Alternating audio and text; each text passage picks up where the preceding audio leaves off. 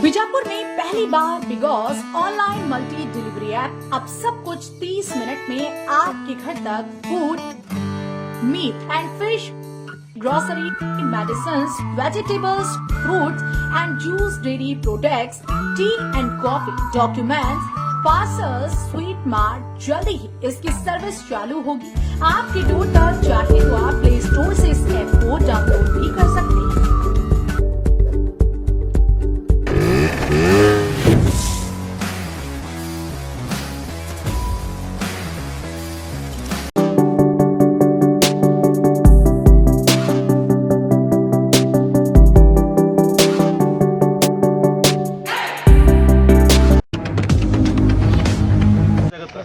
ಈಗ ಜೆಡಿಎಸ್ ನಾಯಕರು ಹೇಳ್ತಿದ್ದಾರೆ 2004ರಿಂದಲೂ ಕೂಡ ಕಾಂಗ್ರೆಸ್ ಇಲ್ಲಿ 3ನೇ ಸ್ಥಾನದಲ್ಲಿ ಇರೋದು ಸಿಂದಗಿಯಲ್ಲಿ, ಹೀಗಾಗಿ ಅಂತ ಹೇಳ್ತಾ ಇದ್ದಾರೆ. 2ನೇ ತಾರೀಕಿಗೆ ಚುನಾವಣೆ ರಿಸಲ್ಟ್ಸ್ ಬರ್ತವೆ.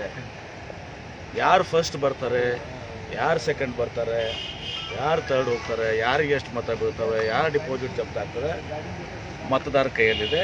ಅದೆಲ್ಲ ನೋಡ್ತಿರ್ತಾರೆ. ಅಂದರೆ ಜೆಡಿಎಸ್ ಡೆಪಾಸಿಟ್ ನಾನು ಹೇಳ್ತೀನಿ, ಇವತ್ತು ಸಿಂದಗಿ ಚುನಾವಣೆಯಲ್ಲಿ ನಮ್ಮ ಪಕ್ಷದ ನಾಯಕರಂತ ಸನ್ಮಾನ್ಯ ಸಿದ್ದರಾಮಯ್ಯ ಸಾಹೇಬರು, ಅಧ್ಯಕ್ಷ ಡಿ ಕೆ ಶಿವಕುಮಾರ್, ಎಲ್ಲ ಪಕ್ಷದ ಪದಾಧಿಕಾರಿಗಳು, ಶಾಸಕರು, ಇಲ್ಲಿಯ ಎಲ್ಲ ನಾಯಕರು ವ್ಯವಸ್ಥಿತವಾಗಿ ಇವತ್ತು ದಿವಸ ತಮ್ಮ ತಮ್ಮ ಜವಾಬ್ದಾರಿ ಇರೋ ಪ್ರಕಾರ ಎಲ್ಲರೂ ಚುನಾವಣೆ ಮಾಡಿದ್ದಾರೆ. ಭಾಳ ಒಳ್ಳೆಯ ರೀತಿಯ ಒಂದು ರೆಸ್ಪಾನ್ಸ್ ಇವತ್ತು ದಿವಸ ನಮಗಿದೆ. ನಿಶ್ಚಿತವಾಗಿಯೂ ಕೂಡ ನಾವು ಸಿಂದಗಿ ಚುನಾವಣೆಯನ್ನು ಭಾಳ ದೊಡ್ಡ ಲೀಡ್ಲೆ 15-20 ಸಾವಿರ ಲೀಡ್ಲಿಂದ ನಾವು ಸಿಂದಗಿ ಚುನಾವಣೆಯನ್ನು ಗೆಲ್ತೀವಿ. ಅದೇ ರೀತಿ ಹಾನಗಲ್ನಲ್ಲೂ ಕೂಡ ನಾವು ಗೆಲ್ತೀವಿ. ಈ ಎರಡೂ ಚುನಾವಣೆ ಅನ್ನೋದು ಉಪಚುನಾವಣೆಯಲ್ಲಿ ಕಾಂಗ್ರೆಸ್ ಪಕ್ಷ ದೊಡ್ಡ ಬಹುಮತದಿಂದ, ಸ್ವಲ್ಪ ಬಹುಮತದಿಂದಲ್ಲ, ಭಾಳ ದೊಡ್ಡ ಬಹುಮತದಿಂದ ಗೆಲ್ತೀವಿ. 2ನೇ ತಾರೀಕುವರೆಗೆ ಕಾಯ್ರಿ. ಅದೇ 2ನೇ ತಾರೀಕಿಗೆ ತಾವೇ ತಮ್ಮ ಟಿವಿದಲ್ಲಿ ಬಿಸ್ತಾರ ಮಾಡ್ತಾರೆ. ಸರ್, ಯಾರ್ದು ಜಪ್ತಿ ಆಗೋದು ಡೆಪಾಸಿಟ್? ನೀವೇನೋ ಹೇಳಿದಿರಲ್ಲಪ್ಪ, ಯಾರೋ ನಾವು ಕಾಂಗ್ರೆಸ್ ಥರ್ಡ್ ಪ್ಲೇಸ್ ಅದನ್ನ ಥರ್ಡ್ ಪ್ಲೇಸ್ ಯಾರಂತ ನೋಡಿದ್ವಿ. ಅಂದ್ರೆ ಜೆಡಿಎಸ್ ಠೇವಣಿ ನಾನಂತಲ್ಲ, ನೀವು ಹೇಳಿದ್ರಿ ಥರ್ಡ್ ಪ್ಲೇಸ್ ಕಾಂಗ್ರೆಸ್ ಅಂತ ಯಾರು ಅಂದಿದಾರಲ್ಲ, ಕಾಂಗ್ರೆಸ್ ಫಸ್ಟ್ ಪ್ಲೇಸ್ ಬರ್ತದೆ, ಥರ್ಡ್ ಪ್ಲೇಸ್ ಯಾರು ಅಂತ ನೋಡ್ಕೊಳತ್ರಿ. ಸರ್, ಅದ್ರ ಜೊತೆಗೆ ಈ ಪಂಚಮಸಾಲಿ ಮೀಸಲಾತಿ ವಿಚಾರವಾಗಿ ಸಿಎಂ ಎಲ್ಲ ಕಡೆ ಹೋದಲ್ಲೂ ಪ್ರಚಾರ ಮಾಡ್ತಾ ಇದ್ದಾರೆ. ನಾವು ಈಗಾಗಲೇ ಮನ ಒಲಿಸಿದ್ದೇವೆ, ಒಪ್ಕೊಂಡಿದ್ದಾರೆ. ನನಗೆ ಆ ವಿಚಾರ ಗೊತ್ತಿಲ್ಲ ನೋಡಿ. ಈಗ ಈ ಚುನಾವಣೆ ಸಂದರ್ಭದಲ್ಲಿ ಇದನ್ನು ಮಾತಾಡುವಂಥದ್ದಲ್ಲ. ಈಗ ಅದು ಸ್ವಾಮೀಜಿಯವರಿದ್ದಾರೆ, ರಾಜೇಂದ್ರ ಸ್ವಾಮೀಜಿಯವ್ರಿಗೆ, ಅವರಿಗೆ ಮತ್ತು ಏನು ಚರ್ಚೆ ಆಗಿದೆ ಅವ್ರಿಗೆ ಗೊತ್ತಿದೆ. ಅದೇ ವಿಚಾರದಲ್ಲಿ ನನಗೇನು ಗೊತ್ತಿಲ್ಲ. ಅದು ಗೊತ್ತಿಲ್ಲ ಅದು ನಾನು ಮಾತಾಡೋದು ತಪ್ಪಾಗುತ್ತೆ. ಕಾಂಗ್ರೆಸ್ ಅಭ್ಯರ್ಥಿಗೆ ಒಳಹೊಡೆತ ಜೋರಾಗಿದೆ. ಈಗ ನಾನು ಹೇಳಿದ್ದೀನಲ್ಲ, ಆಫ್ಟರ್ ಎಲೆಕ್ಷನ್ಸ್ ಏನೋ ಹೇಳೋದು ಹೇಳ್ಬಿಟ್ಟಿದ್ದೀನಿ. I put a full stop. ನಾನು ಹೇಳಿದ್ದೀನಿ ಆಫ್ಟರ್ ಎಲೆಕ್ಷನ್ಸ್, ಮತ್ತೆ ಆಫ್ಟರ್ ಎಲೆಕ್ಷನ್ಸ್ ನಾನು ಅದೆಲ್ಲಾನು ಕೂಡ ಚುನಾವಣೆಯಲ್ಲಿ ಕಾಂಗ್ರೆಸ್ ಪಕ್ಷ ಗೆದ್ದ ಮೇಲೆ 20-30 ಅಧಿಕಾರಕ್ಕೆ ಬರ್ತೇವೆ, ನಿಶ್ಚಿತವಾಗಿಯೂ ಬರ್ತೇವೆ. ಈ ಚುನಾವಣೆ ದಿಕ್ಸೂಚಿ ಆಗುತ್ತಾ ಸರ್? ಇಲ್ಲಿ ಸೋತ್ರೆ ಮುಂದಿನ ಸೋಲು ಅಥವಾ ಹಾಗೆ ಸೋಲು ಅಂತಾರೆ. ಈಗ ನೋಡಿ, ಒಂದು JDS seat, Hanagal BJP seat, ಈ 2 ಸೀಟ್ನಲ್ಲಿ ಇವತ್ತು ಸಹ ನಾವು ಗೆದ್ರೆ ಇದು ವಿರೋಧ ಪಕ್ಷದಲ್ಲಿರುವಂಥ ಸೀಟ್ಸ್ಗಳು ಅದನ್ನು. ಹೀಗಾಗಿ ನಾವು ಗೆಲ್ತೀವಿ. ಅದನ್ನು ದಿಕ್ಸೂಚಿ ಅಂತ ಹೇಳಿದ್ರೆ ಗೆಲ್ತೀವಿ ನಾವು. ಮತ್ತು 2023ರಲ್ಲಿ ಕಾಂಗ್ರೆಸ್ ಪಕ್ಷಕ್ಕೆ ಜನರ ಭಾವನೆ ನೋಡ್ತಾ ಇದ್ದೀವಿ. ನಾವು ಸಿಂದಗಿಯಲ್ಲಿ ಎಲ್ಲ ಕಡೆ ನೋಡ್ತಾ ಇದ್ದೀವಿ. ಜನ ಇವತ್ತು ಸಹ ಬೇಸರ ಕೊಟ್ಟಿದ್ದಾರೆ. ಈ ಬೆಲೆ ಏರಿಕೆ, petrol, diesel, gas cylinder, steel, cement, ಗೊಬ್ಬರ, ಎಣ್ಣೆ ಎಲ್ಲರೂ ನೋಡಿದ್ದಾರೆ. ಅದಕ್ಕೆ ಜನ ಬೇಸತ್ಕೊಂಡಿದ್ದಾರೆ. ಇವತ್ತು ಜನ BJPಗೆ ರಾಜ್ಯದಲ್ಲಿ ಮತ್ತು ಕೇಂದ್ರ ಸರ್ಕಾರ ವಿರುದ್ಧ ಬೇಸತ್ಕೊಂಡಿದ್ದಾರೆ. ಭಾಳ ದೊಡ್ಡ ಮತದಿಂದ ನಮ್ಮ ಅಭ್ಯರ್ಥಿ ಅಶೋಕ್ ಮನಗೂಳಿಯವರು ಈ ಚುನಾವಣೆಯನ್ನು ಗೆಲ್ತಾರೆ. ಹಾನಗಲ್ನು ಕೂಡ ನಾವು ಗೆಲ್ತೀವಿ. ಅಭ್ಯರ್ಥಿಗೆ ಒಳಹೊಡೆತದ ಬಿಸಿ ತಡ್ತಾ ಇದೆ ಜಿಲ್ಲೆಯಲ್ಲಿ. ಯಾರಿಗೆ ಯಾವ ಒಳಹೊಡಿತಾರೆ ಹೇಳಿ?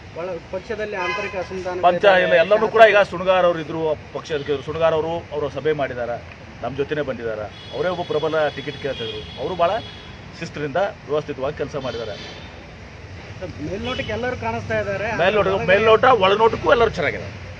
ನಮ್ಮಲ್ಲಿ ಯಾವುದೇ ಭಿನ್ನಾಭಿಪ್ರಾಯ, ಕೆಳಮಟ್ಟದ ಕಾರ್ಯಕರ್ತರು ಹಿಡಿದು ದೊಡ್ಡ ಲೀಡರ್ವರೆಗೆ ಯಾವುದೂ ಭಿನ್ನಾಭಿಪ್ರಾಯಗಳಿಲ್ಲ. ಎಲ್ಲರೂ ಕೂಡ ಒಕ್ಕಟ್ಟಾಗಿದ್ದಾರೆ. ಪಾಪ ಹೊರಗಿನಿಂದ ಬಂದವರು ಸದಕ್ಕೆ ಒಂದೊಂದು MLAಗಳು ಸದಕ್ಕೆ ಒಂದೊಂದು ಬೂತಿಗೆ ಕೆಲಸ ಮಾಡಿದ್ದಾರೆ. DKಶಿ ಅವರು ನಿನ್ನೆ ಏಕಾಏಕಿ ಮಾವನವ್ರು ಅಂತ ಹೋದಿದ್ರು. ಅದ್ರದ್ದು ಏನಾದರೂ ಎಫೆಕ್ಟ್ ಆಗುತ್ತಾ? ಅದಕ್ಕೆ ಪಾಪ ದೇವರವ್ರ ಆತ್ಮಶಾಂತಿ ಕೊಡಲಿ, ಅದಕ್ಕೆ ಸಂಬಂಧ ಇಲ್ಲ. ಹಾಗೆ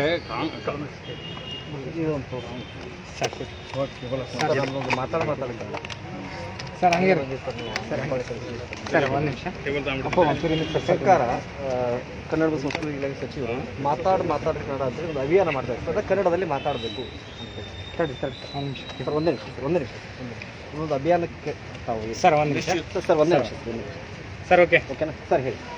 ನಿಶ್ಚಿತವಾಗ್ಲೂ ಕೂಡ ಕನ್ನಡ ನಮ್ಮ ಮಾತೃಭಾಷೆ, ನಾವು ಮಾತಾಡೋದು ಕನ್ನಡದಾಗೆ.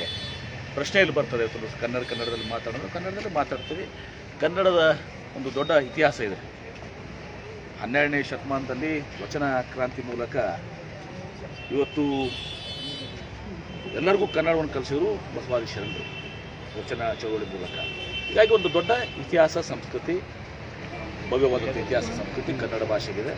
ಅದು ಹೆಚ್ಚಿಗೆ ಇವತ್ತು ವಿಶೇಷವಾಗಿ ಯುವ ಪೀಳಿಗೆಗೆ, ಅವಾಗ ಈ ಜಾಗತೀಕರಣ ಮತ್ತು ಇಂಗ್ಲೀಷು ಇದರಲ್ಲಿ ಎಲ್ಲವೂ ಕಳ್ಕೊಳ್ಬಾರ್ದು. ನಮ್ಮ ಮಕ್ಕಳು ವಿದೇಶದಲ್ಲಿದ್ದರೂ ಕೂಡ ಅವರು ಕನ್ನಡವನ್ನು ಕಡ್ಡಾಯವಾಗಿ ಓದಬೇಕು, ತಿಳ್ಕೊಳ್ಬೇಕು, ಮಾತನಾಡಬೇಕು. ಆ ದಿಶೆಯಲ್ಲಿ ಮಾತಾಡು ಕನ್ನಡ ಕಾರ್ಯಕ್ರಮ ಸ್ವಾಗತ ಮಾಡ್ತೇನೆ. ಓಕೆ. स्क्रैच कीजिए, ऑफर पाइए। जी हाँ, Aspire spirit spoken English soft skill ने वाव कार्ड लॉन्च किया है, जिसमें आप 80% तक का डिस्काउंट पा सकते हैं। जल्दी कीजिए, ये ऑफर लिमिटेड है। एडमिशन कीजिए और 1 साल का ऑफर पाइए, अभी नहीं तो कभी नहीं। बाघमारे हॉस्पिटल में दांतों की बीमारी से जुड़े हर तरह का किया जाता है इलाज, जिसके माहिर oral and maxillofacial surgeon doctor शान करीमी करेंगे आपका उम्मीद से भरपूर इलाज। तो आज ही विजिट कीजिए बाघमारे मल्टी स्पेशलिटी हॉस्पिटल, सकाफरोजा सरकारी उर्दू स्कूल नंबर 4 के पास।